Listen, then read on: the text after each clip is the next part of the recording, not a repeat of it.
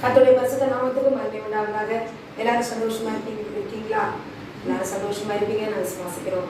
General Holi spirit ministers வழியா உங்களோடு கூட நாங்கள் பேசுவதில் மிகவும் மிகவும் சந்தோஷப்படுகிறோம். ஏனென்றால் எங்களையும் கூட ஆண்டவர் கர்த்தருடைய வார்த்தையை கொடுக்கும்படி என் ஆண்டவர் எங்களுக்கு ஒரு தருணம் தந்திருக்கிறார் என்பதற்காக அவரை நன்றியோடு உள்ளத்தின் ஆழத்திலிருந்து சொந்தரிக்கிறேன். ஒரு பாடலை பாடி ஒரு கர்த்தரை ஆராதிக்கலாம்.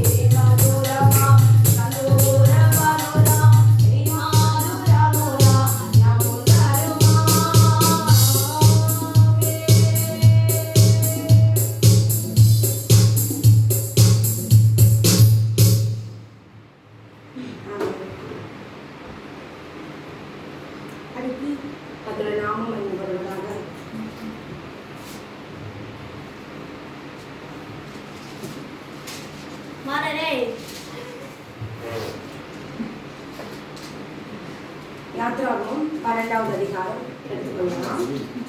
இன்றைக்கு நாம் கர்த்தருடைய வார்த்தையை தியானிக்க போகிற வேத வாக்கியம் யாத்ராகமம் 12வது அதிகாரம் சொல்லப்பட்டிருக்கிற பஸ்கா பலி. அதை தான் இன்றைக்கு நாம் தியானிக்க போகிறோம். கர்த்தர் நம்மோடு கூட இடைப்படுவாராக.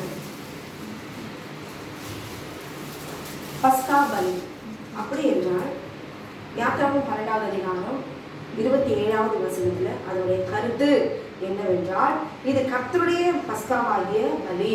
அவர் எகிப்தியரை அதம் பண்ணி நம்முடைய வீடுகளை தப்ப பண்ணின பொழுது எகிப்திலிருந்த இஸ்ரவேல் புத்திரருடைய வீடுகளை கடந்து போனார் என்று நீங்கள் சொல்ல வேண்டும் என்று சொல்லி ஆண்டவராகிய தேவன் நமக்கு எழுதி அவர் கொடுக்கப்பட்டிருக்கிறார்.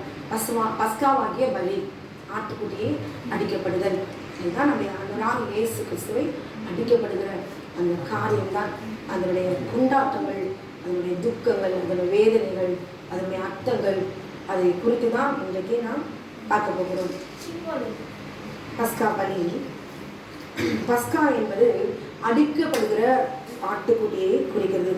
இஸ்ரவேல் ஜனங்கள் அந்த எகிப்திலுடைய அடிமைத்தனத்திலிருந்து விடுதலை பெறும்படிக்கு தேவனாகிய கர்த்தர் அந்த பஸ்கா பலியை ஆசரிக்கும்படி தேவனாகிய கர்த்தர் பஸ்காவை முதல் முறையாக அதை ஏற்படுத்தி கொடுத்தார்.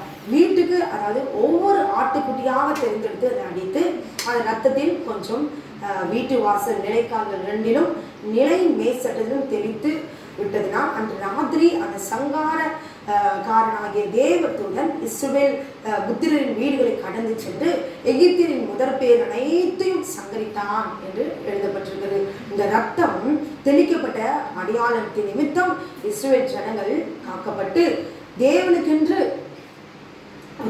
அவர்கள் தன்னை பாதுகாக்கப்பட்டு அவர் தேவனுக்காகவே அவர்கள் இருக்கிறதே அவர் முத்திரிக்கப்பட்டு அதனாலே அவருடைய பிள்ளைகளாய் அந்த ரத்தத்தின் மூலமாக அவர்கள் சுதந்திரத்தை பெற்றுக்கொண்டார்கள். நாம் ஒவ்வொரு வருஷம் பிறந்த பர்த்டே கொண்டாடுறது போலதான் நம்ம ஒரு விடுதலை, நாம் பிறந்தோம் அப்படிங்கிறதான ஒரு அடையாளம், ஒரு நினைவு, ஒரு சந்தோஷம் எல்லாமே இந்த பஸ்கா பலி நமக்கு கொடுக்கப்படுகிறது. ஆண்டவராகிய இயேசு கிறிஸ்து அடிக்கப்பட்டது நிமித்தமாக தான் நமக்கும் இன்றைக்கு நித்திய ஜீவன் கிடைப்பதற்கு ஆண்டவர் நமக்கு அவர் ரத்தத்தை சிந்தி நமக்கு ஆண்டவர் தேவனாகிய கர்த்தரிடத்துல ஒரு வாங்கி பெற்றுக் கொடுத்திருக்கிறார். தன்னே அவர் ஜீவ பலியார் அவர் அர்ப்பணித்தார் என்று பார்க்கிறோம். அது மாத்திரமல்ல, தேவனாகிய கர்த்தர் ஏதோ ஆண்டவர் அவரா ஜனங்களுக்கு போதித்து விட்டு மறைந்து போகவில்லை. அவர் எல்லாமே பிதாவாகிய தேவன் சொன்னபடி, முன்குறித்தபடி, எழுதப்பட்டவர்கள் நிறைவேறும்படி, நியாய பிரமாணத்தில் எல்லாம் தீர்க்க தரிசனங்கள் எல்லாம் நிறைவேறுவதற்காகவே தன்னே அர்ப்பணித்தவரா குமாரனாகிய இயேசு கிறிஸ்து அவர் வந்தார். தன்னுடைய தகப்பனுடைய பிதாவுடைய தேவனுடைய சித்தத்தை நிறைவேற்றி முடிப்பதற்காகவே தன்னையே அவர் அர்ப்பணித்தார். அவராக ஏதோ ஒரு ராஜ்யத்தை அவர் ஏற்படுத்தி கொண்டு பிரித்து ஆளுகை செய்வதற்காக அல்ல, தன்னுடைய தகப்பனுடைய வேதனையை புரிந்தவரால் தன்னுடைய நம்மீது தேவன் வைத்திருக்கிறதான அளவற்ற அந்த கிருபை, அதனுடைய நமக்கு ஒரு பாதுகாப்பு, பரலோக ராஜ்யத்தில் நாம் வர வேண்டும் என்பதற்காக பிதாவாகிய தேவன் நமக்கு ஏற்படுத்தி வைத்திருந்த அந்த சித்தத்தை நிறைவேற்றுவதற்காகத்தான் ஆண்டவராக இயேசு கிறிஸ்து தன்னையே அவர் அர்ப்பணித்தார். அப்படிப்பட்டவரால் கர்த்தர் இறங்கி நமக்காக அந்த பூமியில, இந்த மண்ணான மணியில அவருடைய அக்னிமயமான அந்த கால்கள் கல்லும் முரடும் மேடும் பள்ளும் மலைகளும் பள்ளத்தாக்கு குன்றுகளெல்லாம் இறங்கி நமக்காக இரவெல்லாம் கண்ணீர் விழித்து சிரித்து அவர் அடிக்கப்பட்டு பாடுபட்டு ரத்த சிந்தி கொலை செய்யப்பட்டு என் ஆண்டவர் அவர் அடக்கம் பண்ணப்பட்டு 3ஆம் நாள் அவர் உயிர்த்தெழுந்தார். மூன்றாம் நாளிலே நம் ஆண்டவராக இயேசு கிறிஸ்து அவர் உயிர்த்தெழுந்தார். இதை பார்க்கும்போது யாத்திராகமம் 12வது அதிகாரம் 6வது வசனம், ஆண்டவர் அடிக்கப்பட்ட தேதி இதில் எழுதப்பட்டிருக்கிறது. யாத்திராகமம் 12வது அதிகாரம் 6வது வசனத்துல அதை இந்த மாதம் 14ஆம் தேதி வரைக்கும் வைத்திருந்து இஸ்ரவேல் சபையின் ஒவ்வொரு கூட்டத்தாரும் சாயங்காலத்தில் அதை அடித்து, சரிங்களா, இங்க சொல்லப்பட்டிருக்கு எந்த தேதி என்று 14ஆம் தேதி வரைக்கும் வைத்திருந்து இஸ்ரவேல் சபையின் கூட்டத்தாரும் சாயங்காலத்தில் அடித்து. இங்க மட்டும் யாத்திராகமம் 12வது அதிகாரத்துல மாத்திரம் இந்த டேட்டை எழுதவில்லை. வேதத்துல எங்கெல்லாம் இந்த பஸ்காவை அவர்கள் எந்த டேட்டில் அவர்கள் ஆசரித்தார்கள், இங்கே ஒரே ஒரு இடத்துல மட்டும் ஆண்டவர் இங்கே சொல்லிட்டு எங்குமே இல்லாம போயில, அந்த கடைசி வரைக்கும் ஆண்டவர் சொல்லியிருக்கிறார். அதை தான் இன்றைக்கு தெளிவுபடுத்தி ஆண்டவர் நம்மோடு கூட இடைப்பட போகிறார். அது மாத்திரமல்ல, லேவியராகமம் 23வது அதிகாரம் 5வது வசனம் வாசிக்கிறேன். முதலாம் மாதம் 14ஆம் தேதி அந்தி நேரமாகிற வேளையிலே கர்த்தரின் பஸ்கா பண்டிகையும், அந்த மாதம் 15ஆம் தேதியிலே கர்த்தருக்கு புளிப்பில்லா அப்ப பண்டிகையுமாய் இருக்கும். 7 நாள் புளிப்பில்லா அப்பங்களை புசிக்க வேண்டும். இந்த இடத்துல சொல்லப்பட்டதும் 1ஆம் மாதம் 15ஆம் தேதியிலே 1ஆம் மாதம் 14ஆம் தேதி அந்தி நேரமாகிற வேலையிலே இங்கேயும் லேவியராகமத்திலும் ஆண்டவர் நமக்கு கொடுத்திருக்கிறார்.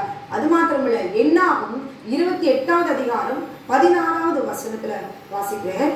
1ஆம் மாதம் 14ஆம் தேதி கர்த்தருக்கு உரிய பஸ்கா. அந்த மாதம் 15ஆம் தேதி பண்டிகை நாள். 7 நாளும் புளிப்பில்லாத அப்பம் புசிக்க வேண்டும். பஸ்கா ஆட்டுக்குடியில அடிக்கப்பட்டது, அந்த சந்தோஷம், நமக்கு ஒரு விடுதலை கிடைத்தது என்கிற அந்த சந்தோஷம் 7 நாள் அதை பண்டிகையாக ஆசரிக்கிறார்கள். அந்த 16வது வசனத்துல 1ஆம் மாதம் 14ஆம் தேதி கர்த்தருக்குரிய பஸ்கா. அது மாத்திரமல்ல, என்னாகும் 33வது அதிகாரம் 3வது வசனம். மோசே அந்த வனாந்தரத்துல கடந்து வரும் பொழுது 3வது வசனம், 1ஆம் மாதத்தின் 15ஆம் தேதியிலே அவர்கள் ராமசேசை விட்டு புறப்பட்டார்கள். பஸ்காவுக்கு மறுநாளிலே எகிப்தியர் எல்லாரும் பார்க்க இஸ்ரவேல் புத்திரர் பலத்த கையுடன் புறப்பட்டார்கள் என்று இதில் எழுதப்பட்டிருக்கிறது. எங்கேயும் பார்த்தீர்களானால் அந்த சொல்லப்பட்ட தேவனாகிய கர்த்தர் எழுதி கொடுக்கப்பட்ட அந்த டேட் அப்படியே வருகிறது. அது மாத்திரமல்ல, உபாகமம் 16வது அதிகாரம் 1வது வசனம், ஆபீப் மாதத்தை கவனித்திருந்து அதில் உன் தேவனாகிய கர்த்தருக்கு பஸ்காவை ஆசரிக்க கடவார். இது மாதத்தையும் சொல்லப்பட்டிருக்கிறது, டேட்டையும் சொல்லப்பட்டிருக்கிறது. ஆபீப் மாதத்தை கவனித்திருந்து அதில் உன் தேவனாகிய கர்த்தருக்கு பஸ்காவை ஆசரிக்க கடவாய். ஆபீப் மாதத்திலே ராக்காலத்திலே உன் தேவனாகிய கர்த்தர் உன்னை எகிப்திலிருந்து புறப்பட பண்ணினாரே என்று எழுதப்பட்டிருக்கிறது. ஆமென். நீ எகிப்து தேசத்திலிருந்து புறப்பட்ட நாளே நீ உயிரோடு இருக்கும் நாளெல்லாம் நினைக்கும்படி. ஒவ்வொரு மனுஷனும் நான் உயிரோடு இருக்கும் நாளெல்லாம் கர்த்தர் என்னை எகிப்திலிருந்து என்னை கொண்டு வந்தாரு. இன்றைக்கு நமக்கு எகிப்து ஒவ்வொருக்கும் எகிப்து கணவனா இருக்கலாம், சில பேருக்கு மனைவியா இருக்கலாம், சில பேருக்கு பிள்ளைகளா இருக்கலாம், சில பேருக்கு தாய் தகப்பனா இருக்கலாம், இல்ல மாமனார் மாமியாரா இருக்கலாம், இல்ல தொழிலா இருக்கலாம். அவருடைய வாழ்க்கையில அவர்கள் எகிப்தை போல எதில் அவர்கள் வேதனை படுகிறார்களோ அதுதான், அதிலிருந்து அவர் விடுதலை அவர் நமக்கு கொடுப்பார் என்று விசுவாசிக்கிறவர்களுக்கு அவர் கொடுப்பார். நிச்சயமாய் என் ஆண்டவர் ரத்தம் சிந்தப்பட்டிருக்கிறதுனால் நிச்சயமாய் நமக்கு விடுதலை கிடைக்கும். அதை காத்திருங்க, அதை நினைவு கூர்ந்துதான் ஆண்டவர் இந்த இடத்துல எகிப்திலிருந்து நீ புறப்பட்ட நாளில் நீ உயிரோடு இருக்கும் நாளில் நாம் நினைக்கும்படி. 16வது ஆபீப் மாதத்தை கவனித்திருந்து எல்லா மாதத்திலையும் எல்லா நேரத்திலும் எல்லா நேரத்திலும் எல்லா சூழ்நிலையிலும் எப்படி வேணாலும் போய் சாப்பாடு சாப்பிட்ற மாதிரி சாப்பிட்டு போகிறது இல்லை. ஆண்டவர் சொல்ற ஆபீப் மாதத்தை கவனித்திருந்து அதில் உன் தேவனாகிய கர்த்தருக்கு பஸ்காவை ஆசரிக்க கடவா என்று எழுதப்பட்டிருக்கிறது. அது மாத்திரமல்ல, உபாகமம் 16வது அதிகாரம் 6வது வசனம், உன் தேவனாகிய கர்த்தர் தமக்கு நாமம் விளங்கும்படி தெரிந்து கொள்ளும் ஸ்தானத்திலே நீ எகிப்து தேசத்திலிருந்து புறப்பட்ட நேரமாகிய சாயங்காலத்திலே சூரியன் அஸ்தமிக்கிற பொழுது பஸ்காவை அடித்து உன் தேவனாகிய கர்த்தர் தெரிந்து கொண்ட ஸ்தானத்திலே அதை பொறித்து புசித்து விடிய காலத்திலே உன் கூடாரங்களுக்கு திரும்பி போவாயாக. அந்த யாத்ராகம் 12வது அதிகாரத்தில் எழுதப்பட்ட அந்த பஸ்கா ஆசரிக்க முறை, அது பஸ்கா அடிக்கப்பட்டது, புளிப்பில்லா அப்ப பண்டிகை எல்லாம் ஒவ்வொரு அதிகாரத்திலும் அப்படியே டேட் வாரியாய் ஒவ்வொரு நாள் ஆண்டவர் தெளிவாக கொடுத்து கொண்டே வருகிறார். அது மாத்திரமில்லை, யோசுவா 5வது அதிகாரம் 10வது வசனம், இஸ்ரவேல் புத்திரர் கில்காலில் பாளையம் இறங்கியிருந்து மாதத்தின் 14ஆம் தேதி அந்த நேரத்திலே எரியோவின் சமனான வெளியிலே பஸ்காவை ஆசரித்தார்கள். இது யோசுவாவிலும் அப்படியே கடைபிடித்து வருகிறார்கள். அது மாத்திரமல்ல, 2 ராஜாக்கள் 23வது அதிகாரம் 23வது வசனம், ராஜாவாகிய யோசியாவின் 18ஆம் வருஷத்திலே கர்த்தருக்கு பஸ்கா எருசலேமிலே ஆசரிக்கப்பட்டது. ஒரு ராஜா பஸ்காவை ஆசரிக்க முடியாது, தன் ஜனத்தை அவன் கூட்டுகிறான், ஒரு ராஜாவே அவன் செய்கிறான். ஹல்லேலூயா. தேவன் சொன்னபடியே அதே டேட்டில் அங்க கொண்டாடப்படுகிறது. அது மாத்திரமல்ல, 2 நாளாகவும் 30வது அதிகாரம் 2வது வசனத்துல 2 நாளாகவும் 30வது அதிகாரம், அதன் பின்பு இஸ்ரவேல் தேவனாகிய கர்த்தருக்கு பஸ்காவை ஆசரிக்கும்படி எருசலேமில் இருக்கிற கர்த்தருடைய ஆலயத்துக்கு வாருங்கள் என்று எசேக்கியா இஸ்ரவேல் யூதா எங்கும் ஆட்களை அனுப்பினது அன்றி எப்ராயிம் மனாசே கோத்திரங்களுக்கும் நிருபங்களை எழுதி அனுப்பினான். எல்லாரும் பஸ்காவை ஆசரிக்கும்படி எசேக்கியா ராஜா, ஏனென்றால் ஜனங்கள் எல்லாம் மறந்து அவரவர்கள் இஷ்டப்படி, ராஜாக்கள் காலங்கள், அவர்கள் தன் இஷ்டப்படி வாழ்ந்து கொண்டிருக்கிற காலங்கள், தேவனை மறந்து போன துரோகம் பண்ணின நாட்கள். எசேக்கியா அந்த ஜனத்தை, இந்த தேசத்துல ஏன் இப்படிப்பட்ட பெரும் அழிவு, இப்படி ஒரு சேதம், கர்த்தருடைய கோபம் ஏன் இப்படி வருகிறது என்று அறிந்து அந்த இடத்துல இந்த காரியத்தை செய்யும்படி எசேக்கியாவுக்கு சடிதியாய் உண்டாயிற்று என்று 2 நாளாகும் 29வது அதிகாரம் 36வது வசனத்துல அவருக்கு சடிதியாய் அந்த யோசனை அது உண்டான போது உடனே எல்லா அந்த எருசலேம் நகரத்தில் இருக்க எல்லா ஜனங்களை கூட்டி சேர்த்த போது பஸ்காவை 2ஆம் மாதத்தில் ஆசரிக்கும்படி ராஜாவும் அவனுடைய பிரபுக்களும் எல்லா எருசலேம் சபையார் யாவரும் ஆலோசனை பண்ணினார்கள் என்று எழுதப்பட்டிருக்கிறது. அது மாத்திரமல்ல 5வது வசனத்துல அவர்கள் அந்த இடத்துல அதை ஆசரிக்கவில்லை. ஏனென்றால் இஸ்ரவேலின் தேவனாகிய கர்த்தருக்கு பஸ்காவை ஆசரிக்கும்படி எருசலேமுக்கு வாருங்கள் என்று பெயர்செபா முதல் தான் மட்டுமல்ல இஸ்ரவேல் தேசமெங்கும் பறை சாற்றி வைக்க தீர்மானம் பண்ணினார்கள். எல்லா அந்த தேசத்தில் இருக்க எல்லா இடத்துக்கும் அதை ஆசரிக்கும்படி வாருங்கள் என்று சொல்லி எல்லாருக்கும் பிரசித்தப்படுத்தப்பட்டது. அந்த இடத்துல 30வது அதிகாரம் 15வது வசனத்துல பின்பு அந்த 2ஆம் மாதம் இப்படி இந்த பஸ்காவை இனிமேல் ஆசரிக்க வேண்டும் என்று தீர்மானம் பட்ட பிறகு 2ஆம் மாதம் 14ஆம் தேதியில் பஸ்காவின் ஆட்டுக்குட்டிகளை அடித்தார்கள். ஆசாரியரும் லேவியரும் வெட்கி, ஒரு ராஜா பஸ்காவினுடைய நியமத்தை கொண்டு வந்து பலியாக்கி அங்க ஆசரிக்க வைக்கும் பொழுது அந்த இடத்துல லேவியரும் ஆசாரியர்களும் வெட்கி தலை குனிந்தார்கள் என்று எழுதப்பட்டிருக்கிறது. கர்த்தருடைய ஆலயத்தை சுத்திகரித்து அதன் பிறகு ஒரு பெரிய பஸ்கா பலி எசேக்கியா ராஜா அங்கே நிறைவேற்றுகிறார். அது மாத்திரமல்ல 2 நாளாகும் 35வது அதிகாரம் 1வது வசனத்துல அதற்கு பின்பு யோசியா எருசலேமிலே கர்த்தருக்கு பஸ்காவை ஆசரித்தான். அவர்கள் 1ஆம் மாதம் 14ஆம் தேதியிலே பஸ்கா ஆட்டுக்குட்டியை அடித்தார்கள். ஆமென். அது மாத்திரமல்ல எஸ்ரா எஸ்ரா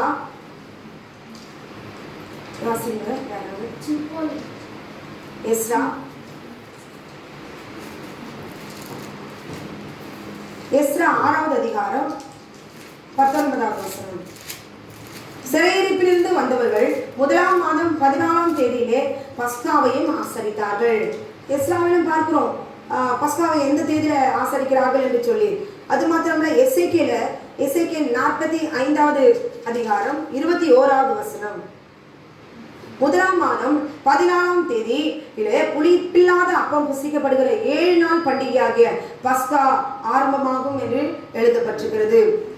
அப்படியே ஒவ்வொரு அதிகாரம் எசேக்கியேல் 45 அதிகாரம் வரைக்கும் இந்த பஸ்கா பலி எந்த டேட்டில் ஆசரிப்பார்கள் என்று சொல்லி தேவனாகிய கர்த்தர் எழுதி அவர் கொடுத்திருக்கிறார். அது மாத்திரமல்ல லூக்கா 2வது அதிகாரம் 41வது வசனம். அவருடைய தாய் தகப்பன்மார், ஆண்டவராக இயேசு கிறிஸ்துவின் தாய் தகப்பன்மார் வருஷந்தோறும் பஸ்கா பண்டிகையிலே எருசலேமுக்கு போவார்கள். இந்த பஸ்கா பண்டிகையில தேவனாகிய கர்த்தர் தாய் தகப்பனார் மரியாள் எல்லாம் சேர்ந்து போய் அந்த பஸ்கா பண்டிகையில அவர்கள் ஆசரிப்பது வழக்கம் என்று எழுதப்பட்டிருக்கிறது. அது மாத்திரமல்ல யோவான் 2வது அதிகாரம் 13வது வசனம். பின்பு யூதருடைய பஸ்கா பண்டிகை சமீபமாக இருந்தது. அப்பொழுது இயேசு எருசலேமுக்கு போய் அந்த பஸ்கா பண்டிகையில போய் அவர் ஆசரித்து, அது மாத்திரமல்ல பஸ்கா பண்டிகையிலே அவர் எருசலேமில் இருக்கையில் அவர் செய்த அற்புதங்களை அநேகர் கண்டு அவருடைய நாமத்தின் மேல் அவர் விசுவாசம் வைத்தார்கள். ஆமென். அந்த பஸ்கா பண்டிகையில ஆண்டவராக இயேசு கிறிஸ்து அநேக அற்புதங்களையும் அவர் அந்த இடத்துல தேவனுடைய வார்த்தைகளை கொடுத்து அவர் தேவன் மேலே விசுவாசம் வைக்கும்படியால் கர்த்தர் அந்த இடத்துல பெரிய காரியங்களை அற்புதங்களை அவர் செய்தார் என்று எழுதப்பட்டிருக்கிறது. ஆமென். இதுவரைக்கும் நம்ம பார்க்கும்பொழுது இந்த பஸ்கா பலி எந்த டேட்டில் எழுதப்பட்டிருக்கிறதுன்னு சொல்லி தேவனாகிய கர்த்தர் நமக்கு எழுதி கொடுத்திருக்கிறார். அப்படியானால் நம்முடைய ஆண்டவராக இயேசு கிறிஸ்து இன்றைக்கு அவர் உயிர்த்தெழுந்தார் என்று சொல்லுகிறார்கள். ஆமென். 3ஆம் நாளிலே அவர் உயிர்த்தெழுந்தார் என்று சொல்லுகிறார்கள். ஆனால் வேதத்துல அவர் அடிக்கப்பட்டது, அவர் பாடுபட்டது ஏன் நமக்காக பழைய ஏற்பாட்டில் நிறைவேறினதை புதிய ஏற்பாட்டிலும் பஸ்கா பலியாக இயேசு கிறிஸ்து நிறைவேற்றினார் என்று சொல்லி ஒருவரும் இதுவரைக்கும் சொல்லவே இல்லை. மகதலேனா மரியாள் அவர் பார்த்ததையும் ஆண்டவராக இயேசு கிறிஸ்துவை அவர் பார்த்ததை வைத்து அந்த நாளிலே அவர் ஆசரிக்கிறார் என்று அவர்கள் சொல்லுகிறார்கள். ஆனால் வேதம் அப்படி சொல்லவே இல்லை. இதுவரைக்கும் பார்த்தீர்களானால் வேதம் நமக்காக எழுதி கொடுக்கப்பட்டது. அப்போ எழுதி கொடுக்கப்பட்ட அந்த டேட்டை நாம் கீழ்ப்படிந்து அதை ஏற்றுக்கொண்டு நாம் ஆசரிக்க வேண்டும். ஆண்டவருடைய மரித்த நாளையும் அவர் உயிர்த்த நாளையும் அவர் நாம் புறம்பே தள்ளி தேவனை அசட்டை பண்ணி ஓடக்கூடாது. நம்முடைய தேவனாகிய கர்த்தர் நம்ம எதற்காக அவர் சிருஷ்டித்தார்? அவரை ஆராதிப்பதற்கு அல்லவா? அவர் உயிர்த்தெழுந்த வல்லமையை நிரூபிக்கிறது அல்லவா? ஒரு மனுஷன் அவன் கூட உயிரோடு இருக்கும் பொழுது கூட நான் எழுந்து தீமை செய்தவர்களை கொண்டு போடுவேன்னு சொல்லுவான். நீ ஆத்மா சாகாது, நான் செத்துட்டா கூட நான் உங்களை துன்புறுத்துவேன் அவனும் ஒரு விசுவாசத்தோடு சொல்றான். ஆனா நம்ம ஆண்டவராகிய இயேசு கிறிஸ்து எதற்காக மரித்தார்? நாம் எல்லாம் உயிர்த்தெழுந்து நித்திய ஜீவனை பெற்றுக்கொள்வதற்காகத்தான். அதற்காக தான் என் ஆண்டவர் அவருடைய சரீரத்தை அப்படியே ஜீவ வழியை அவர் கொடுத்தார் அல்லவா? அதை விசுவாசிக்க நாம் மறுப்பதற்கு காரணம் என்ன? பிரதான ஆசாரியர்கள் சொல்லலாம், ஆனால் நாம் அதை சொல்லக்கூடாது. அவர்கள் ஏதோ சொல்லுகிறாள், அதை நம்பி நாமும் வருஷம் அப்படியே ஒரு மூட நம்பிக்கையோடு கூட நாம் ஆசரிக்க கூடாது. ஏனென்றால் நாம் போகிற இடம் வெளியேறப்பட்டது. ஆமென். யோவான் 19வது அதிகாரம் 31வது வசனம். அந்த நாள் பெரிய ஓய்வு நாளுக்கு ஆயத்த நாளாய் இருந்தபடியினால் உடல்கள் அந்த ஓய்வு நாளிலே சிலுவையில் இராதபடிக்கு யூதர்கள் பிலாத்துவிடத்தில் போய் அவர்களுடைய கால் எலும்புகளை முறிக்கும்படிக்கு உடல்களை எடுத்து போடும்படிக்கும் உத்தரவு கேட்டுக்கொண்டார்கள். ஆமென். பஸ்கா பண்டிகையில் வருகிற பெரிய ஓய்வு நாளான முந்தின நாள் ஆயத்த நாளாய் இருந்தபடியினாலே அப்படியே அந்த பழைய ஏற்பாட்டில நிறைவேறுதல் அப்படியே இந்த வசனத்தில் எழுதப்பட்டிருக்கிறது. பாருங்க, ஏன் இதை சொல்வதற்கு ஒரு புறமை போடுவதற்கு அசட்டையா விடுவதற்கு ஜனங்களை திசை திருப்பதற்கு காரணம் என்ன? நாம் விழித்துக் கொள்ள வேண்டும். தேவனாகிய கர்த்தர் அந்த ஒலிவ மலையின் மேலே தம்முடைய சீடர்களோடு கூட அவர் பேசும் பொழுது எல்லாவற்றையும் தம்முடைய பிள்ளைகளுக்கு எச்சரித்து கள்ள கிறிஸ்துகளுக்கு கள்ள தீர்க்கதரிசிகளுக்கு எச்சரிக்கையார்கள். இதோ நான் இதை முன்னதாகவே நான் உங்களுக்கு அறிவிக்கிறேன் என்று சொல்லியிருப்பதற்கு காரணம் என்ன? அவருடைய பிள்ளைகள் ஏமாந்து போகக்கூடாது. ஏனென்றால் வஞ்சிக்கிறவர்கள் தெரிந்து கொள்ளப்பட்டவர்களையும் அவர் வஞ்சிப்பார்கள் என்று எழுதியிருக்கிறது. அப்படியே நான் தெரிந்து கொள்ளப்பட்டவர்கள் தேவனுடைய பிள்ளைகள், அப்படிப்பட்டவர்களே அவர் வஞ்சிக்கிறவர்களால் கள்ள கிறிஸ்துவல் அற்புதங்களை செய்வார்கள், அடையாளங்களை செய்வார்கள் என்று தேவன் எச்சரித்து விட்டு போய் சொல்கிறார். ஆனால் ஞானமன்னவர் கணக்கு பார்க்க கடவர். அவருடைய பிள்ளைகளுக்கு மாத்திரம் இந்த சத்தியம் விளங்கும். ஆமென். ஞானமன்னவன் கணக்கு பார்க்க கடவர். அப்படியானால் கர்த்தருடைய பிள்ளைகளுக்கு மாத்திரம், ஆண்டவருடைய சாட்சிகளுக்கு மாத்திரம்தான், சீடர்களுக்கு மாத்திரம்தான் அவர் உயிர்த்தெழுந்தது. ஆண்டவர் சொன்னதை எல்லா காரியம் அவருடைய தீர்க்க தரிசனங்கள் நியாயப்பிரமாணங்கள் எல்லாம் அவர் கடிந்து கொண்டு துஷ்டாந்தமா இவையெல்லாம் நிறைவேறப்பட வேண்டுமே என்று சொல்லி தேவனாகிய கர்த்தர் அந்த இடத்துல அவருடைய பிள்ளைகளுக்கு தான் அவர் சொல்றார். அழைக்கப்பட்டவர்கள் அநேகர், ஆனால் தெரிந்து கொள்ளப்பட்டவர்களோ சிலர். எல்லாம் அழைக்கப்பட்டவர்களா அவர் வரும்பொழுதெல்லாம் ஓடி ஜனங்கள் எல்லாம் கூடி அவரை பார்க்கலாம், அவரிடத்துல சுகத்தை பெற்றுக்கொள்ளலாம். ஆனால் இயேசு கிறிஸ்துவை குறித்து பிரதான ஆசாரியர் பரிசேயர் போகிற இடமெல்லாம் குற்றம் சாட்டும்படிக்கு ஏதாவது குறைகளை கண்டுபிடிக்கும்படி பின்னாடியே வரலாம். அவர் சத்தியத்தை கேட்கலாம், ஆனால் அதை கேட்பதற்கு மாத்திரம்தான். ஏனால் அவர்களுக்கு காது இல்லை, செவிட்டு காதுகள், மந்த புத்தி, அவர்களால் ஏற்றுக்கொள்ள முடியாது. ஆனால் அதே இடத்துல தான் அவருடைய சீடர்களும் இருந்தார்கள், அவர்களை விசுவாசித்தவர்களும் இருந்தார்கள். அவரை விசுவாசித்தவர்களுக்கு மாத்திரம்தான் தேவனாகிய கர்த்தர் தேடி வந்தார். ஹல்லேலூயா. தன்னையே அர்ப்பணித்த தன்னுடைய பிள்ளைகளை மாத்திரம்தான் அவர் தேடி வந்தார். ஆமென். 12 பேரை தேடி என் ஆண்டவராகிய இயேசு கிறிஸ்து தன்னை அவர்கள் காயப்பட்ட அவர் தழும்புள்ள காயத்தை எல்லாம் அவர் வெளிப்படுத்தினார் என்று எழுதப்பட்டிருக்கிறது. ஆமென். அவருடைய பிள்ளைகள், தன்னுடைய பிள்ளைகள், இது என் ஜனம் ஏனென்றால் அது ராஜரிய ஆசாரிய கூட்டம். ஆமென். அதற்காக தான் அவரை போலவே நம்மை உருவாக்குவதற்காகத்தான் தேவனாகிய கர்த்தர் எழுதி கொடுத்திருக்கார். இன்றைக்கு எல்லாரும் போதிக்கலாம், எல்லாரும் சொல்லலாம், இந்த நாள் உயிர்த்தெழுதல் நாள், இந்த நாள் தான் அவர் மரித்தார், இதுதான் உயிர்த்தெழுந்தார், எப்படி வேணாலும் சொல்லலாம். ஆனால் கேட்கிறவர்கள் எப்படி வேணாலும் கேட்கலாம். ஆனால் இன்றைக்கு தான் அவர் மரித்தார், இந்த நாளில் தான் அவர் உயிர்த்தார் என்று சொல்லுவதற்கு அந்த 12 பேருக்கு மாத்திரம்தான் ஆமென் அதிகாரம். அவர்களுக்கு கொடுத்த அது சுதந்திரம். அவர்கள் தான் பரலோக ராஜ்யத்திற்கு போவார்கள். ஆமென். ஏனென்றால் நமக்கு விழிப்பு வர வேண்டும், நாம் விழித்திருக்க வேண்டும். ஆண்டவர் சொல்றார், விழித்திருங்கள் என்று சொல்லி இந்த டேட்டை எதையெல்லாம் அவர் எழுதி அப்படியே கொடுத்து வந்திருக்கிறார். இனிமே நம்ம உட்கார்ந்து நாம் அசட்டியா இருக்கக்கூடாது. இப்ப ஆலயம் எல்லாம் திறந்துட்டாங்க, எல்லாம் ஆலயத்துக்கு போகிறாங்களா, இனிமே போவாங்களா என்பது ஜனங்களை தான் இப்ப ஆண்டவர் பார்க்கிறார். இப்ப ஆசாரியர்கள் எல்லாம் ஆலயத்தை திறந்து விட்டார்கள். இன்றைக்கு இல்ல, ஜனங்கள் உள்ள போகிற நாம் விழித்திருக்க வேண்டும். தேவனுடைய சத்தியத்தை வளர்ந்தவர்களா. ஏனென்றால் லாக்டவுன்ல போட்டு வீட்டுக்குள்ளேயே இந்த நாட்களில் வசனம் எல்லாரிடத்திலும் நிரம்பி இருக்கிறதா, மறந்து போயிருக்கிறோமா, நாம் மறுதளித்து போயிருக்கிறோமா? இந்த ஆலயத்துக்குள்ள நம்ம போகும்போது பூரணப்பட்டவர்களா, இன்னும் தெளிவடைந்தவர்களா, விழித்தவர்களா ஆலயத்துக்குள்ள போய் நாம் பரிசுத்த ஆவியினால நிறைகிற அனுபவத்தில் நாம் வளர வேண்டும். ஆமென். அது மாத்திரமல்ல, மத்தேயு 27வது அதிகாரம் வாசிக்கலாம். வேதத்தை எடுத்துக்கொள்ளுங்க. மத்தேயு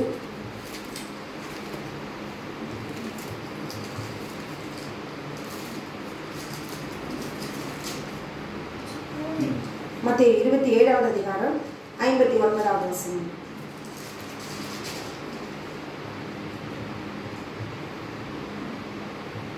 யோசேப்பு அந்த சரீரத்தை எடுத்து துயதான மெல்லிய துப்படியிலே சுற்றி தான் கண்மலையிலே வெட்டியிருந்த தன்னுடைய புதிய கல்லறையிலே அதை வைத்து கல்லறையின் வாசலில் ஒரு பெரிய கல்லை புரட்டி வைத்து போனான். யார் ஆண்டவரை கொண்டு போய் அந்த இடத்துல கல்லறையில வைத்தார்கள்? யோசேப்பு போய் பிலாத்துவிடத்தில் கேட்டு சரீரத்தை வாங்கி அவரை போய் தான் கண்மலையில் வெட்டியிருந்த தன்னுடைய புதிய கல்லறையில் அதை வைத்து கல்லறையின் வாசலில் ஒரு பெரிய கல்லை புரட்டி வைத்து போனான். அப்ப ஆண்டவருடைய சரீரத்தை அடக்கம் பண்ணினது அவன் தான், யோசேப்பு தான். ஆனால் அந்த இடத்துல கேட்கிறாங்க, கல்லை பாடியை கொடுத்தாச்சு, ஆண்டவருடைய இயேசு கிறிஸ்துவினுடைய சரீரத்தை கொடுத்தாச்சு, அடக்கமும் பண்ணிட்டாங்க, கல்லறையும் புரட்டி வச்சுட்டு போயாச்சு. ஆனாலும் அந்த இடத்துல 26வது அதிகாரம் 63வது வசனம்.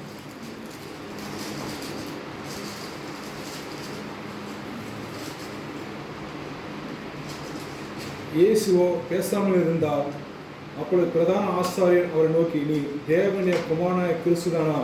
அதை எங்களுக்கு சொல்லும்படி ஜீவனுள்ள தேவன் பேர் உன்னை ஆணையிட்டு கேட்கிறேன் என்றான். பிரதான ஆசாரியர் இவர் யார், ஆண்டவராக இயேசு கிறிஸ்து யார் என்று தெளிவு கொள்ளும்படி ஒரு பாடுகளுக்குள்ளாக கொண்டு வருவது முதலாவது அவரை விசாரித்தது இந்த ஜனங்கள் தான். இந்த பிரதான ஆசாரியர், மூப்பர், வேதபாரகர் இவர்கள் எல்லாம் சூழ்ந்து கொண்டு முதலாவது ஆண்டவரை குறித்து அவர் விசாரிப்பது இவர்கள் தான். எடுத்த உடனே அவங்க போய் பிலாத்துக்கிட்ட போயில, இவங்க எல்லாம் முதலாவது அவரை இயேசுக்கு கொண்டு வந்து அவரிடத்துல எப்படியாவது இவரை கொலை செய்யணும், இது காரணத்தை கண்டுபிடித்து அங்க கேட்கிறாங்க. முதலாவது தெளிவுபடுத்திக்கிறாங்க இவர் யாருன்னு சொல்லி. இவர் யாருன்னு தெரியும், அவர் பிரசங்கிக்கும் பொழுது தன்னுடைய பிள்ளைகளுக்கு சொல்லுகிற வார்த்தை எல்லாம் இவர் கிறிஸ்து என்று தெரிந்தாலும் அந்த இடத்துல ஒரு கன்ஃபர்மேஷன் வாங்கணும். அந்த இடத்துல கேட்கிறாங்க பிரதான ஆசிரியர் அவரை நோக்கி, நீ தேவனுடைய குமாரனாகிய கிறிஸ்து தானா? அதை எங்களுக்கு சொல்லும்படி ஜீவனுள்ள தேவன் பேரில் உன்னை ஆணையிட்டு கேட்கிறேன் என்றான். அதற்கு இயேசு, நீ சொன்னபடிதான் அன்றைய மனுஷகுமாரன் சர்வ வல்லவருடைய வலது பாரசத்தை வீற்றிருப்பதையும் வானத்தின் மேகங்கள் மேல் வருவதையும் இது முதல் காண்பீர்கள் என்று உங்களுக்கு சொல்லுகிறேன் என்று சொன்ன பொழுது அந்த இடத்துல நீ சொல்லுகிறபடி நான் கிறிஸ்துதான் என்று தேவனாகிய கர்த்தர் தன்னை அவர் சொன்ன உடனே அந்த இடத்துல அவர் உறுதிப்படுத்துகிறார்கள். தெளிவுபடுத்தின பிறகு இந்த இடத்துல அந்த கல்லறையில கொண்டு வந்து அவருடைய சரீரத்தை அடக்கம் பண்ணி வைத்த பிறகு இவர் கிறிஸ்து என்று நன்றாக தெரியும். ஆனால் அந்த இடத்துல பிலாத்தினிடத்துல 63வது வசனம் 63வது ஆண்டவனே, அந்த எத்தன் உயிரோடு இருக்கும்போது 3 நாளைக்கு பின் எழுந்திருப்பேன் என்று சொன்னது எங்களுக்கு ஞாபகம் இருக்கிறது. பிரதான ஆசாரியன் இந்த இடத்துல அவர் உயிர் தெரிந்திருப்பார் என்று அவனுக்கு நல்லா தெரியும். 3வது நாள் அவர் உயிர் தெரிந்திருப்பார் என்று பிரதான ஆசாரியருக்கு பரிசேயருக்கு நல்லா தெரியும். சீடர்கள் மறந்திருக்கலாம், தன்னுடைய பிள்ளைகள் மறந்திருக்கலாம். ஆனால் இந்த இடத்துல பார்க்கும் பொழுது அவன் 3 நாளைக்கு பின் எழுந்திருப்பேன் அவர் என்று சொன்னது எங்களுக்கு ஞாபகம் இருக்கிறது என்று சொல்லி அவனே எழுதி வைத்திருக்கிறார். ஆகையால் அவனுடைய சீஷர்கள் ராத்திரியிலே வந்து அவன் நல்லா கவனிச்சு பாருங்க. இவன் சொல்றான், இவன் போற திட்டம் இதுலயே அவன் சொல்லியிருக்கிறான். அவனுடைய சீஷர்கள் பின்னால அவர் உயிர்த்தெழுந்த நாள்ல இவன் போற திட்டத்தை நிறைவேற்றுவதற்காக அவனுடைய வாயினால அவனே இங்க போட்டு கொடுக்கிறான் பாருங்க. ஈலாத்துக்கிட்ட. ஆகையால் அவனுடைய ஸ்ரீஷர்கள் ராத்திரியிலே வந்து அவனை களவாய் கொண்டு போய் மரித்தோரிலிருந்து எழுந்தான் என்று ஜனங்களுக்கு சொல்லாத படிக்கும். ஆமென். முந்தின எத்தை பார்க்கிறோம், பிந்தின எத்து பொடிதாவாத படிக்கும். நீ 3 நாள் வரைக்கும் கல்லறை பத்திரப்படுத்தும்படி கட்டளையிட வேண்டும் என்றார்கள். ஆமென். அவனே சொல்றான் பாருங்க, இவனே சொல்றான். அவர் எழுந்து 3 நாள் உயிர் எழுந்திருப்பாராம்.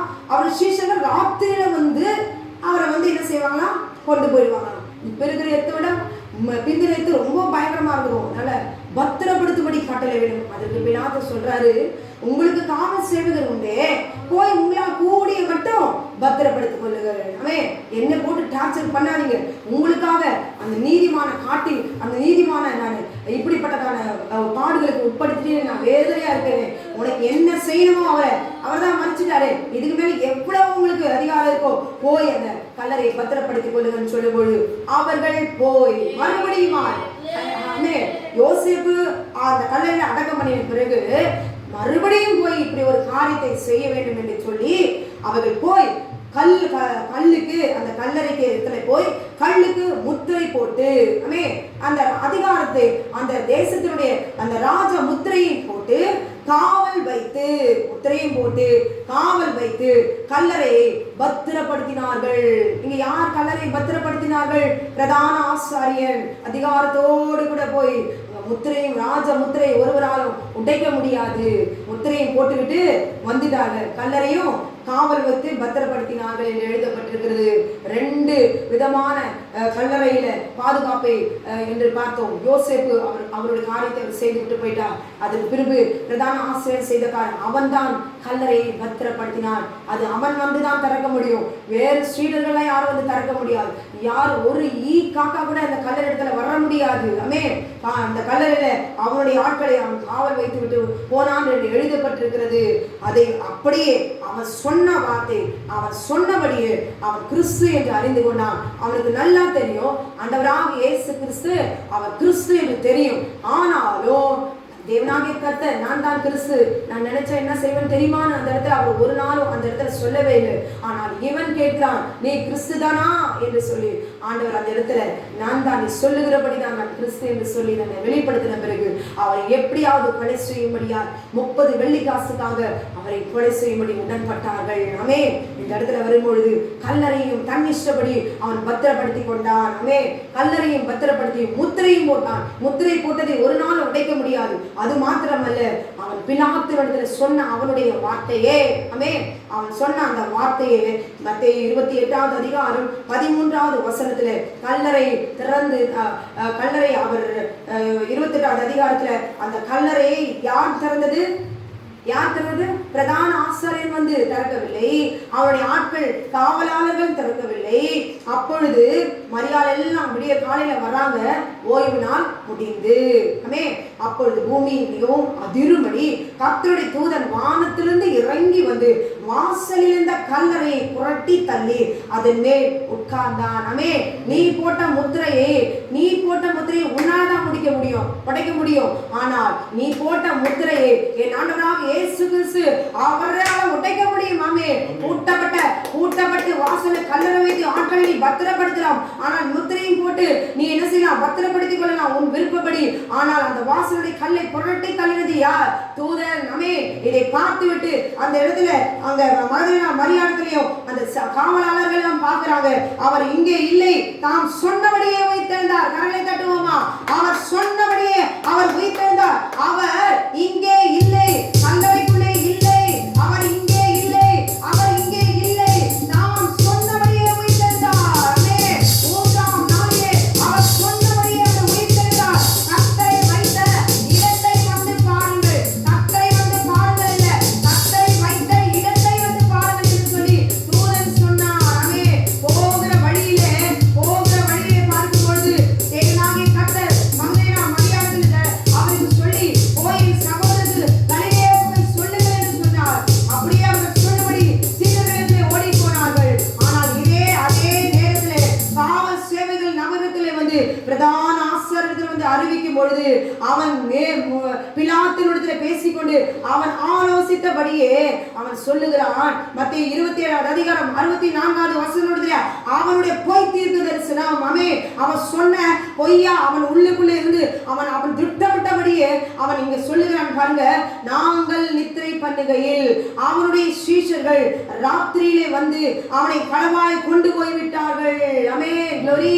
அவனுக்கு நன்றாக தெரியும், வாரத்தின் கடைசி நாளாகிய சனிக்கிழமையிலே என் தேவனாகிய கர்த்தர் அவர் 3ஆம் நாளிலே அவர் சொன்னபடியே உயிர்த்தெழுந்தார் என்பதற்கு இந்த எத்தன் சாட்சி, இந்த கல்வன் சாட்சி, இந்த பிரதான ஆசாரியன் சாட்சி, இந்த பிரதான ஆசாரியன் சாட்சி. அவர் அடக்கம் பண்ணின பொழுது அவரை பத்திரப்படுத்தும்படி அவர் சொன்ன வார்த்தை அவனே சொல்லுகிறான். இந்த இடத்துல மறித்த பிறகு அவன் சொன்ன அதே வார்த்தை மத்தேயு 27ஆம் அதிகாரம் 64வது வசனத்திலே என் தேவனாகிய கர்த்தர் கல்லறையிலே வைத்து பத்திரப்படுத்தி முத்திரை போட்ட பிறகு காவல் சேவகரை பத்திரப்படுத்தும்படி ஆட்களை வைத்த பிறகு அவன் சொன்னபடியே 28வது மத்தேயு 27வது அதிகாரம் 13வது வசனத்திலே நாங்கள் நித்திரை பண்ணுகையில் அவனை சீஷர்கள் ராத்திரியிலே வந்து அவனை களவாய் கொண்டு போய்விட்டார்கள். அப்படியானால் சனிக்கிழமை சாயங்காலத்திலே அந்த ராத்திரியிலே இருட்டு வேளையிலே என் தேவனாகிய கர்த்தர் அவர் உயிர்த்தெழுந்தார் என்பதற்கு அவனே சாட்சி. ஹல்லேலூயா. இந்த 2 வசனத்தையும் நீங்களே அலசி ஆராய்ந்து பாருங்கள். சொன்னபடி அவர் உயிர்த்தெழுந்தார். தூதன் சாட்சி, அவர் இங்கே இல்லை, தாம் சொன்னபடியே அவர் உயிர்த்தெழுந்தார். ஆமென். யாத்திராகமம் 12வது அதிகாரத்திலே சொல்லப்பட்ட இந்த மாதம் 14ஆம் தேதி சாயங்காலத்திலே அடித்து என்று சொல்லியிருக்கிறாரு. இத்தனை வேத ஆதாரங்கள் ஆமென் யோவான் வரைக்கும் சொல்லப்பட்டிருக்கிறது. ஆமென். அதே நாளிலே கூட சீடர்களையும் அந்த பஸ்கா பண்டிகையிலே யாக்கோபையும் அவர் ஒன்று போட்டார். அதை பார்த்து பேதுருவையும் அந்த பஸ்கா பண்டிகையில கொன்று போட எத்தனை மணினார்கள். ஆமென். இந்த பஸ்கா என்றாலே அந்த பிரதான ஆசாரியனுக்கு நன்றாக தெரியும், இது கிறிஸ்து பலியாகிறதல் என்று அவனுக்கு நன்றாக தெரியும். ஆமென். அவன் சொன்ன வார்த்தையே சாட்சி. ஹல்லேலூயா, க்ளோரி. அது மாத்திரமல்ல, 1 கொரிந்தியர் 5வது அதிகாரம் எடுத்துக்கொள்ளலாம். 1 கொரிந்தியர் 5வது அதிகாரம் 7வது வசனம். ஆகையால் நீங்கள் புளிப்பில்லாதவர்களாய் இருக்கிறபடியே புதிதாய் பிசைந்த மாவாய் இருக்கும்படிக்கு பழைய புளித்த மாவை புறம்பே கழித்து போடுங்கள். ஏனெனில் நம்முடைய பஸ்காவாகிய கிறிஸ்து நமக்காக பலியிடப்பட்டிருக்கிறாரே. ஆமென், ஆமென். நீங்கள் புளிப்பில்லாதவர்களாய் இருக்கபடியே நம் தேவனாகிய கர்த்தர் அவருடைய சரீரத்தை நமக்காக அவர் ரத்தத்தை சிந்தி அவரே நமக்காக அவர் ஜீவ பலியாய் தன்னை அர்ப்பணித்தாரே. அப்படியானால் ரகசியம் என்ன? அப்படியானால் அர்த்தம் என்ன? நம்முடைய சிந்தைக்குள்ள நம்ம ரத்தத்துக்குள்ள இருக்கிறதான அசுத்தமான மாம்சத்தின் கிரியைகளை பிசாசின் கிரியைகளை அழிக்கும்படி அல்லவா நாம் புளிப்பில்லாதவர்களாய் இருக்கிறபடியே. அப்படியானால் நாம் புளிப்பில்லாதவர்களாய் இருக்க வேண்டும், புளிப்புள்ளவர்களாய் இருக்கக்கூடாது. கசப்பு, துர்குணம், பொல்லாப்பு, வைராக்கியம், கோபம், சண்டைகள், மார்க்கபேதங்கள், இச்சைகள், காம விகாரங்கள், கொடூரங்கள், பகைகள், பில்லி சூனியம், பகைகள், மாந்திரிகங்கள், அசுத்தங்கள், விபசாரங்கள், வேசித்தனம், இவை ஒரு கிரியும் சிந்தைக்குள்ளே நமக்குள்ளாக இருக்கக்கூடாது. அப்படி இருந்தால் அவர்கள் தேவனுடைய ராஜ்யத்தை சுதந்திரிக்க முடியாது. என் ஆண்டவராக இயேசு கிறிஸ்துவின் பரலோக ராஜ்யம் அப்படியான நமக்குள்ளே துர்க்கிரியைகள் இருக்குமானால் நாம் தேவனுடைய ராஜ்யத்துக்குள்ளாக சுதந்திரிக்க முடியாது. ஆமென். அப்படியானால் நாம் நம்முடைய பஸ்காவாகிய கிறிஸ்து நமக்காக பலியிடப்பட்டிருக்கிறாரே. ஆமென். நமக்காக அல்லவா, நம்முடைய கிரியைகளை அழிக்கும்படியாக அல்லவா. இன்னைக்கு நாம் ராமோஜனத்தை போய் நாம் எப்படி எடுக்கிறோம்? பகல் வேளையில போய் உச்சி வேளையில எடுக்கிறோம். கர்த்தர் சொன்னபடி போய் ஆசரிக்க வேண்டும். அதை சாயங்காலத்தில் ஆசரிக்க வேண்டும். நாம் சுகமாய் ஈவினிங்ல உட்கார்ந்து சுகமாய் இருக்க வேண்டும். நம் இஷ்டத்துக்கு நாம் ராமோஜனம் எடுக்க கூடாது. அதற்கு பெயரே ராமோஜனம். சாயங்காலத்திலே அடித்து நமக்கு ஒரு விடுதலை கொடுக்கபடி கொண்டாட்டமா அதை கொண்டாட வேண்டும். அது பண்டிகையாய் கொண்டாட வேண்டும் அல்லவா. இன்னைக்கு ராமோஜனம் எடுக்கும் பொழுது எடுத்து விட்டு வந்து வெளியே அதே சண்டை, அதே வீட்டுக்குள்ள வந்து அதே சண்டை, அதே கோபம், பெருமை, கோபம், பகைகள், குடும்பத்துக்குள்ள சண்டையில் நிம்மதி, பொறாமை, போட்டிகள், கலகங்கள். காரணம் என்ன? நாம் புளிப்புள்ளவர்களாக இருக்கிறோம். அப்படியானால் நாமே சிந்தித்துக் கொள்ள வேண்டும், தீர்மானித்துக் கொள்ள வேண்டும். இன்றைக்கு நான் இப்படிப்பட்ட ஒரு புளிப்புள்ளவனாக இருக்கிறபடினாலே பரலோக ராஜ்யத்துக்கு தகுதி உள்ளவன் அல்ல. ஐயோ, என் ஆண்டவர் அவர் மரித்தது, பாடுபட்டது, அடக்கம் பண்ணப்பட்டது, 3ஆம் நாள் உயிரோடு எழுந்ததற்கு என் ஆண்டவர் என்னை புளிப்பில்லாதவர்களாய் மாற்றும்படியாக அல்லவா எனக்காக அவர் ஜீவ பலியாய் பஸ்கா பலியாய் தன்னை அவர் அர்ப்பணித்தாரே என்று சொல்லி அந்த நாளிலே நீங்கள் துர்க்கிரியைகளிலே நீங்கள் அதை ஈடுபடும் பொழுது அது கிரியைகள் வெளியே வரும் பொழுது கர்த்தரை அழுது கர்த்தரிடத்துல அவர்கள் பஸ்காவிடத்துல அவரிடத்துல நீங்கள் காலில் விழுந்து மன்னிப்பு கேளுங்கள். உங்களுடைய கிரியைகள் அழிக்கும்படிக்கு நீங்க நன்றாக ஜெபிங்க. புளிப்பில்ல உங்களுடைய சரீரத்துக்குள்ள ஆத்துமாக்குள்ள இருக்கிறதான கிரியைகள் அழிக்கும்படி பஸ்கா ஆட்டுக்குட்டி இந்த நாளிலே அவர் சொன்னபடி அவர் மாதம் 14ஆம் தேதி சொன்னப்பட்ட அந்த தேதியிலிருந்து 3ஆம் நாள் அவர் உயிர்த்தெழுந்தார். ஆமென், glory. அவர் சொன்னபடி அவர் உயிர்த்தெழுந்தார். அவர் மரித்தோருக்கு தேவனாயிராமல் அவர் ஜீவனுள்ளோருக்கு தேவனாயிருக்கிறார். அப்படியான சொன்னவன் மரித்தவன். அல்லேலூயா. அவன் உயிர்த்தெழுவார், அவர் உயிர்த்தெழுவார் என்று சொன்னது எங்களுக்கு ஞாபகம் இருக்குது. அந்த எத்தனை சொன்னது எனக்கு ஞாபகம் இருக்கிறது. அப்படியானால் ஒரு பிரதான ஆசாரியர் என் ஆண்டவராக இயேசு கிறிஸ்து என்று தெரிந்தவுடனே அவர் உயிர்த்தெழுவார் என்று அவன் ஞாபகம் இருக்கிறது சொன்னவர் அவருடைய சடலத்தை அவர்கள் களவாய் கொண்டு போனார்கள் என்று சொல்லுகிறார். ஞாயிற்றுக்கிழமையிலே பகல் வேளையிலே காலை வேளையிலே அவர் சேவகருக்கு வேண்டிய பணத்தை கொடுத்து கொண்டு போய்விட்டார்கள் என்று சொல்லி நாங்கள் பிலாத்துவிடத்திலே கேட்டால் நாங்கள் உங்களை தப்புவிப்போம் என்று சொல்லி பொய்யான ஒரு ஆலோசனை அவன் கொடுத்து அனுப்பினான். ஆமென், glory, hallelujah. இந்த நாளிலே நம் தேவனாகிய கர்த்தர் அவர் சொன்னபடியே 3ஆம் நாளில் அவர் உயிர்த்தெழுந்தார். glory, hallelujah. அவருடைய சீடர்கள் மாத்திரம் அவர் உயிர்த்தெழுந்ததை விசுவாசித்து போகிற இடமெல்லாம் அந்த தேவனாகிய கர்த்தர் பிதாவாகிய தேவன் தன்னுடைய குமாரன் பஸ்கா பலியார் அவர் நமக்காக அவர் ஜீவ பலியார் தன்னை அர்ப்பணித்தார் என்று சொல்லி ஒவ்வொருவரும் தன்னுடைய சுவிசேஷத்தை தன்னுடைய ஊழியத்தை அவர்கள் தொடங்கினார்கள். இரத்த சாட்சியாய் மரித்தார்கள். இன்றைக்கு நாம் கிறிஸ்துவை நாம் வெளியே சொல்வதற்கு கூட நான் கிறிஸ்துவன் சொல்வதற்கு கூட வெட்கம். ஹல்லேலூயா. ஆனால் வீட்டுக்குள்ளே நாம் எப்படி இருக்கிறோம், வெளியில நாம் எப்படி இருக்கிறோம், எல்லா இடத்திலும் நாம் கிறிஸ்துவாய் நாம் பிரதிபலிக்க வேண்டும். ஆமென். வேதத்துல எழுதியிருக்கிறது அப்படியே விசுவாசிங்க. கர்த்தர் சொன்னதை விசுவாசிங்க. பிரதான ஆசாரியன் அவன் ராத்திரியிலே களவாய் கொண்டு போய்விட்டார்கள் என்று சொல்லி என் ஆண்டவருடைய சரீரத்தை அவர் மரித்தவரா ஒரு சடலமாய் அவன் பிரசங்கித்தான். ஆமென். அவர் உயிர்த்தெழுந்த தேவன் அவனே சொல்லுகிறார். அவர் 3ஆம் நாளில் உயிர்த்தெழுதுவேன் சொன்னது உயிர்த்தெழுதல் உண்டு. ஆமென். ஆனால் அவன் சொல்லுகிறான் அவன் சடலத்தை கொண்டு போய்விட்டார்களாம். அவர் மரித்த தேவன் அல்ல, அவர் மரிப்பதற்கு வந்தார். ஆனால் மரித்தவன் உயிரோடு எழுந்து மரிக்கிற நமக்கு நித்திய ஜீவனை கொடுப்பதற்காக என் ஆண்டவராக இயேசு கிறிஸ்து ரத்தத்தை சிந்தினார். ஆமென். ஒரு சொட்டு ரத்தம் அது அவர் ரத்தத்தை குடிக்கிற தேவன் அல்ல, அவர் நமக்காக ரத்தத்தை குடிக்கிற தேவன். ரத்தத்தை அடித்து அந்த ஆட்டுக்குட்டி அடித்து ரத்தம் சிந்தப்பட்டது. அப்பொழுதே விடுதலை கிடைத்தது அல்லவா. ஒரு ஆட்டுக்குட்டி வேளாட்டமாய் அடித்த போதே எகிப்தின் அடிமைத்தனத்திலிருந்து அவர் விடுதலை கொடுத்தார். ஆனால் இங்கே அடிக்கப்பட்ட பஸ்காவாகிய என் ஆண்டவராக இயேசு கிறிஸ்து ரத்தத்திலிருந்து பிசாசின் கிரியையில் அழிக்கும்படி ஒவ்வொரு ரத்தத்திலிருந்து அணுக்களிலிருந்து அவருடைய கிரியையில் அழிக்கும்படி ஜீவபலியானார். அப்படியே இன்றைக்கு நம்முடைய கிரியைகள் அழிந்திருக்கிறதா? நம்முடைய பெருமைகள் எல்லாம் அகன்று போக வேண்டும். சர்வத்துடைய கிரியைகள் அழிக்கப்பட்டு போக வேண்டும். ஆமென். ஆண்டவர் அடித்த நாட்களையும் அடித்த நேரத்தையும் அடித்த காலங்களையும் அந்த நாளையும் ஒருவராலும் மாற்றவும் முடியாது, மறுக்கவும் முடியாது, மறுதளிக்கவும் முடியாது. அதற்கு சாட்சி அந்த எத்தன், அந்த கல்வன், அந்த திருடன், பிரதான ஆசாரியனே சாட்சி. ஹல்லேலூயா. glory. நமக்கும் கடைசியில் அப்படிதான் வரும். இன்றைக்கு உபத்திரவத்தில் இருக்கிறவர்கள் ரகசியவர்களை எடுத்துக்கொள்வதற்கு உங்களுக்கு தேவனாகிய கர்த்தர் நம்மளோடு கூட இருக்கிறார். எக்காலம் துணிக்கும் போது அவருடைய சத்தம் கேட்கும், நாம் அப்படியே எடுத்துக்கொள்ளப்படுவோம். ஆனால் நாம் பிரதான ஆசாரியனை போல என்னடிக்கோ உட்கார்ந்து ஆசாரித்துக் கொண்டிருப்போமானால் கைவிடப்பட்டு போவோம். அந்த நாளிலே பரிசுத்த ஆவியானவர் இடைப்பட முடியாது. ஒரு ஜெபம் மேலே போகாது.